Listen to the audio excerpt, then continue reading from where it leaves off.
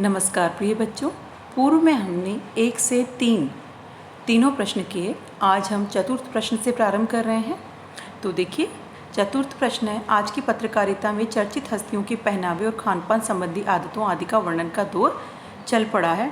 तो इस प्रकार की पत्रकारिता, मतलब ऊपर का जो कथन है, इसके आधार पर हमें क का उत्तर देना है कि इस प्रकार की पत्रकारिता के बारे में आपके क्या विचार हैं। तो इसमें आपको यही देना है कि प्रत्येक देश के फैशन जो है वो अपने समय के महत्वपूर्ण नायक नायिकाओं की वेशभूषा को देखकर चलता है, और मनोरंजन पत्रकारिता का नाम ही हस्तियों के खानपान से, वेशभूषा से आदि बातों को लेकर उसमें चर्चा किया जाना स्वाभाविक है। इसी प्रकार दूसरा है कि इस तरह की पत्रकारिता आम जनता, विशेषकर युवा पीढ़ी पर क्या असर डालती है।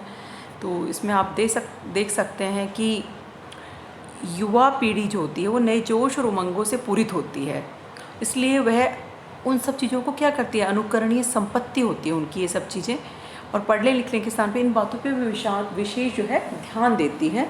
तो इसी प्रकार का वर्णन हमें इस पाठ के इन प्रश्नों में देना है।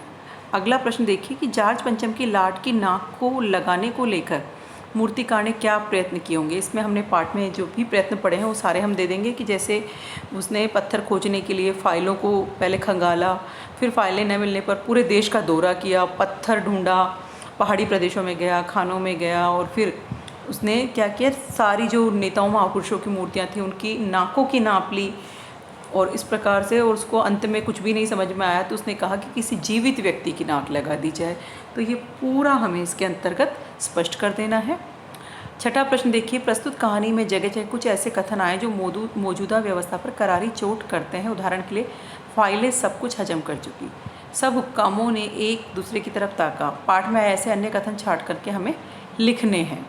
तो ये बहुत ही सीधा सीधा इसका उत्तर हम आराम से लिख सकते हैं। जो भी कथन आए हैं वो सारे हम इसमें लिख देंगे।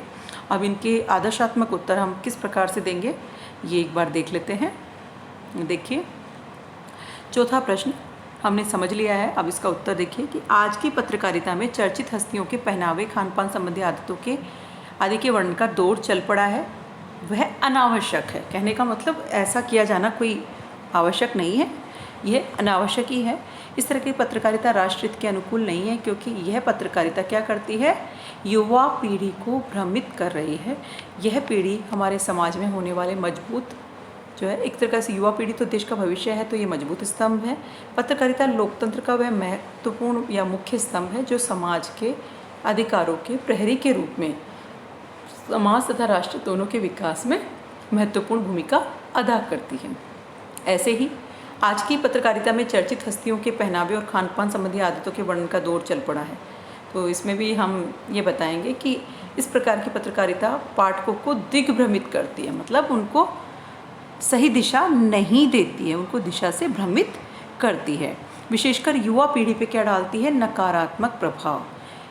इस तरह की पत्रकारिता नौजवान पीढ़ी को नकल करने की ही शिक्षा दे रही है। यह पीढ़ी अपने सामाजिक व्यवहार और लक्ष्य को भूलकर व्यर्थ की सजावट के समय और धन खर्च करने लगती है। राष्ट्र को सही दिशा में चलाने के लिए यह आवश्यक है कि पत्रकारिता का प्रत्येक विषय समस्त नागरिकों के हित में हो, न कि लोगों को पथभ्रष्ट करने के लिए हो।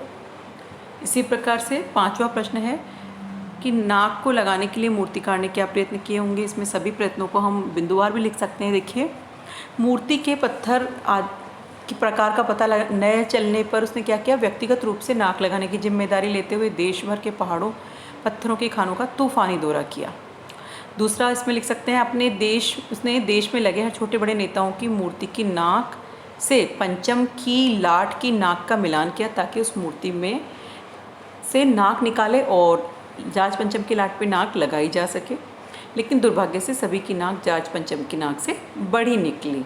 तीसरा इसी में, आखिर जब उसे नाक नहीं मिली तो हताश मूर्तिकार और चिंतित एवं आतंकित हुक्मरानों ने जिंदा इंसान की नाक लगवाने का परामर्श किया और प्रयत्न भी किया। इसी तरह से अब छठा प्रश्न देखिए, प्रस्तुत कहानी में जगह जगह कुछ ऐसे कथन आए हैं जो मौजूदा व्यवस्था पर करारी चोट करते हैं। तो वैसे ही उदाहरण हमें यहाँ देने हैं। पहला है, शंख इंग्लैंड में बज रहा था, गूंज हिंदुस्तान में आ रही थी। दूसरा, गश्त लगती रही और लाट की नाक चली गई। तीसरा है सड़कें जवान हो गई, बुढ़ापे की धूल साफ़ हो गई। फिर चौथा, रानी आए और नाक न हो, हमारी भी नाक नहीं रह जाएगी। फिर एक खास कमेटी बनाई और उसके जिम्मे ये काम दिया गया। और फिर 40 करोड़ में से कोई एक जिंदा नाक काट कर लगा दी जाए। तो इस प्रकार से इन प्रश्नों के हम उत्तर देंगे। धन्यवाद।